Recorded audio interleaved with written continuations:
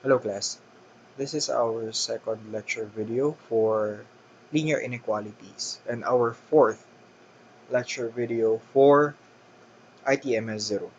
For this lesson, we will cover systems of linear inequalities in two variables. So noong nakaraang mga lecture video natin, ang diniscuss natin ay systems of linear equations. So this time, inequalities na tayo. At the end of this video, you will be expected to learn how to illustrate systems of linear inequalities into variables and identify the solutions of systems of linear inequalities through graphs. Ano nga ba ang system of linear inequalities? Similar to the systems of linear equations into variables, ang ating linear inequalities or systems of linear inequalities ay composed of two or more linear inequalities in the same variables. Examples natin na itong dalawang ito. So in this example, ito ay linear inequality or system of linear inequalities because we have the same variables x here, y. Another is this one. Itong x is greater than or equal to 2. This is still a linear inequality in two variables. Why? Because y is a free variable. And yung second, there should be an inequality. So this can either be greater than then, or pwedeng less than, or whatever. So this is a typographical error. I apologize for that. This could take any of these symbols. So basically, yun yung pinaka-definition or pinaka-itsura ng ating system of linear inequalities in two variables. Paano nga ba tayo maghahanap ng solution ng systems of linear inequalities? Ang ginagawa natin is graphing. We have to find the intersection of the solution sets of each linear inequality. So, ang solution natin ay the ordered pairs that satisfy our inequalities. Yung tinatawag nating overlap or intersection sa graph ng ating inequalities ay yun yung region of common ordered pair solutions. Or simply say, yun yung kanilang solution set.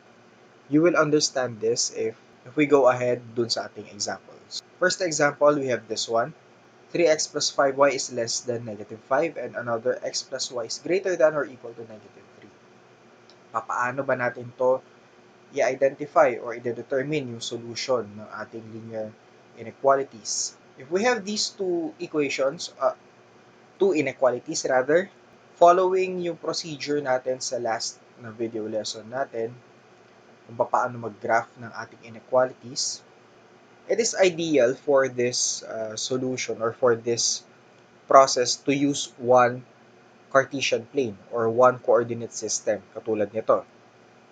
Then you have to graph each of these inequalities based dun sa procedure or dun sa method kung paano natin siya ginagawa.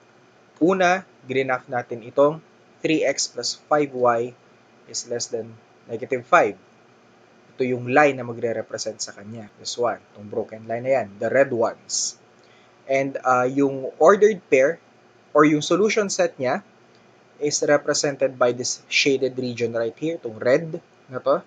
Then, after that, we have to graph as well yung ating pangalawang inequality. This one, na represented ng solid line na blue, representing this inequality. Then, yung shaded region, yun yung solution set ng ating x plus y is less than or equal to negative 3. After doing so, makikita nyo, merong area dito, ito. This is the section. This is a section wherein nag-overlap yung dalawang solution set natin for both linear inequalities. Kukunin natin yan, and this will be represented by this shaded portion na may kulay na it might appear orange or yellow, depende sa screen ninyo. Itong specific or certain na area na ito, yung shaded ng orange or yellow, this is what you call your solution. This is the solution set na magsasatisfy dun sa ating given na linear inequality. Ulitin lang natin ha. Ang una nating process na ginawa is i-graph muna natin yung ating linear inequalities, yung parehas. So, inuna natin tong 3x plus 5y is less than negative 5. This is 1. This one, represented by this broken line. Then, yung shaded region, which is yung red, yan yung solution set niya. Then next, we have the second inequality right here, x plus y is greater than or equal to negative 3. Sorry for the error right here. It should be greater than or equal to negative 3. Yung shaded portion na ito, itong blue, or it might appear like violet sa inyo, ito yung solution set for this second inequality right here. And kung makikita ninyo, meron silang overlap, may intersection, may section, or may bahagi kung saan sila ay may common na sagot. At yung common area na yan, this one, represented by this yellow or orange na portion, is what you call your solution. So I hope that's clear.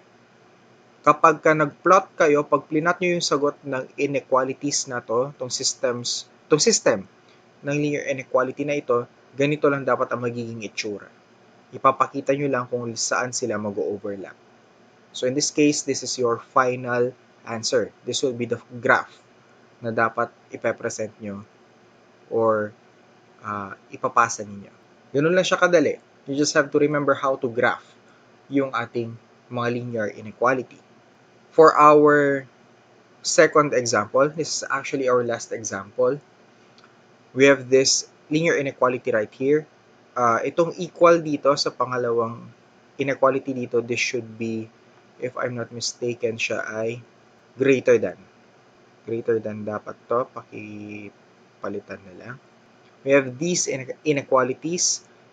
X is greater than or equal to 2 and x minus 3y is less than negative 1. Following the same procedure, you have to graph din ulit itong dalawang inequalities natin.